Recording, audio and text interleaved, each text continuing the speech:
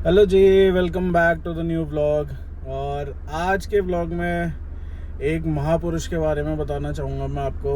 बाकी उससे पहले ये है कि अभी अपना सफ़र शुरू हो चुका है और हम देहरादून के लिए निकल रहे हैं। देहरादून में भी रहे हुए हमें सबको बहुत टाइम हो गया है। मैं तो फिर भी 2-3 दिन के लिए गया था जब मेरे को विंडशील्ड चेंज करवानी थी। बट मम्मी पापा श्वेता तो अभी तक काफ़ी टाइम से नहीं गए। मम्मी पापा तो स्पेशली काफ़ी टाइम से नहीं गए। वो भी जब हम उदयपुर के लिए यहाँ से निकल रहे थे तो बस 1 घंटे के लिए हम देहरादून रुके और अपने काम वाम निपटाए। उसके बाद हम सीधा गुड़गांव के लिए निकल गए। फिर जिस दिन हम वापस आए उस दिन हम रात को 8 बजे के आसपास उदयपुर से घर पहुँचे देहरादून। फिर सुबह सुबह हम टिहरी के लिए निकल गए। तो चलते हैं, अपने काम वाम निपटाते हैं। और मेन इसलिए बता रहा था क्योंकि जैसे कल यहाँ 25 जुलाई कल डेट है और कल यहाँ पे छुट्टी होती है। हर इंस्टीट्यूशन, हर स्कूल, मोस्टली ऑफिसेस यहाँ पे जितने भी हैं यहाँ पे बंद होते हैं। बाकी हम बचपन से देखते हुए आ ही रहे हैं कि 25 जुलाई हमारी छुट्टी होती है। क्यों होती है? क्योंकि कल है सुमन दिवस। सुमन दिवस कौन है? श्रीदेव सुमन जी थे, जिन्होंने अंग्रेज़ों के टाइम पे प्रोटेस्ट किया था, हंगर स्ट्राइक करी थी। बाकी मैं इस बारे में इसलिए बात करना चाह रहा हूँ क्योंकि बहुत कम लोग होंगे जो श्रीदेव सुमन जी को जानते होंगे। और वो महज सिर्फ 28 साल के थे जब वो शहीद हुए थे। तो जो टिहरी के राजा थे उनकी रियासत से परेशान हो गए, अत्याचारों से परेशान होके और अंग्रेज़ों की हुकूमत से परेशान होके उन्होंने, जब उनको जेल हुई थी तो उन्होंने वहाँ पे जेल में 84 डेज हंगर स्ट्राइक किया था। और 25 जुलाई 1944 में वो शहीद हो गए थे। तो हम लोग ना स्कूल टाइम में हमें ले जाते थे। तो जो यहाँ पे टिहरी में जो वो है डिस्ट्रिक्ट जेल, वहाँ हमें ले जाते थे स्कूल वाले। कई बार मैं घर वालों के साथ भी गया हूँ। तो पूरी जेल घुमाते हैं अच्छे से, पूरा जितने भी कैदी वगैरह रहते थे सब हम देखते थे। फिर बाहर उनकी मूर्ति बनाई गई है श्रीदेव सुमन जी की, जेल के जस्ट बाहर है। तो वहाँ पे जिन बेड़ियों में उनको रखा था, तो गले से लेके पूरी पैर तक उनकी बेड़ियाँ थी। फोटो में साथ में लगा दूंगा, आपको आइडिया लग जाएगा मैं किस बेड़ियों की बात कर रहा हूँ। और वो कुछ नहीं तो 25 से 30 किलो की होती है। और उनकी जो बेड़ियाँ होती है ना, वो भी उठाने के लिए मिलती हैं कि कितना वेट था उनका, तो वो भी देखने को मिलता है। बाकी वो जैसे उनके बारे में ये भी है कि वो सिर्फ 14 साल के थे जब उन्होंने नमक सत्याग्रह ज्वाइन किया था 1930 में। और उनको जेल क्यों हुई थी? 1942 में भारत छोड़ो आंदोलन में वो शामिल थे, तो उस टाइम पे वो गिरफ्तार हुए।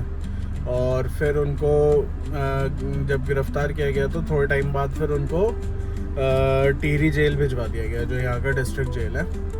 और उसके बाद फिर यहाँ पे उनके साथ मतलब इनह्यूमन वाली चीज़ कह लीजिए कि वो सब होता था, तो राजा के द्वारा या अंग्रेज़ों के द्वारा। तो उन्होंने इसके विरोध में भूख हड़ताल रखी 84 डेज़ की।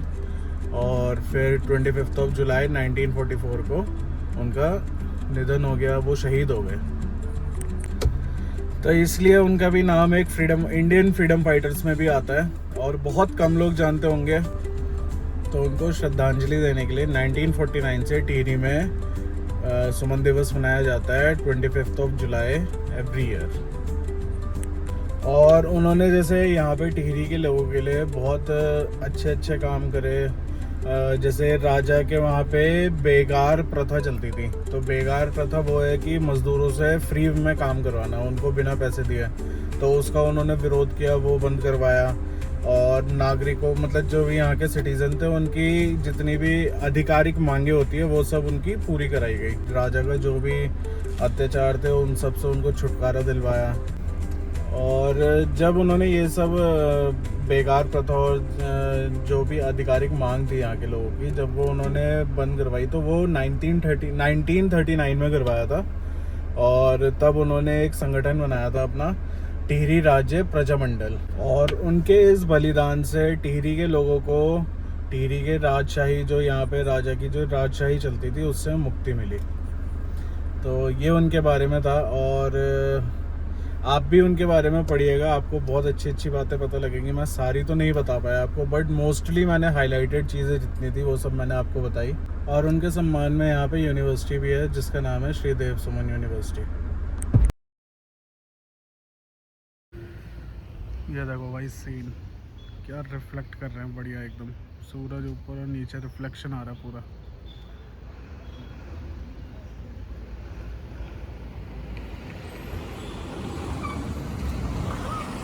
चलिए जी, फाइनली देहरादून पहुंच गए। आज अपना सफ़र थोड़ा सा लंबा था क्योंकि विंडशील्ड चेंज कराई है तो उसमें फास्टैग नहीं था। फास्टैग अब आ चुका है, बट वो देहरादून आया था तो हमें जहाँ टोल नहीं कटता रायपुर होते हुए आना पड़ा था। थोड़ा सा अपने को 15-20 मिनट एक्स्ट्रा पड़ा। फिर हमें घेवर भी लेना था तो वो बल्लूपुर पे ही है, तो वो इसलिए हम उधर से भी आ गए, घेवर भी ले लिया। बाकी मैंने कैमरा भी इसलिए उठाया कि ये ना एक हमने आयुर्वेदिक शेषा आयुर्वेदा, ये हेयर कलर है और ये किस मजबूरी में आया ये मैं अभी बताता हूँ आपको। ये जो आप खोल रहे हो ये क्यों खोल रहे हो तो बता दो। इसमें हेयर कलर है। कौन सा ऑर्गेनिक कलर कौन सा है? Black dark brown. क्यों मंगवाया? किस मजबूरी में मंगवाया है? क्योंकि ये आयुर्वेदिक। देखो मैं बताता हूँ असली कहानी, मैं बताता हूँ। 2 दिन पहले ना मम्मी बाल कलर कर रही थी अपने, तो इन्होंने देखा नहीं और धोखे में बरगंडी कलर, ब्राउन कलर मतलब डार्क ब्राउन लगाती हैं, बरगंडी मिक्स कर दिया और लगा दिया। तो चलो वो तो ठीक है कि बाल में बरगंडी लगाया यहाँ डैडी के मूंछ में लगने वाला था बरगंडी तो वो लग गया था मूंछ में, लग गया था बरगंडी और उसके बाद तो मैं मेरी वजह से पापा जब हम नहा के तो पापा कह रही पापा अम्मी जान नहा कर आ गई।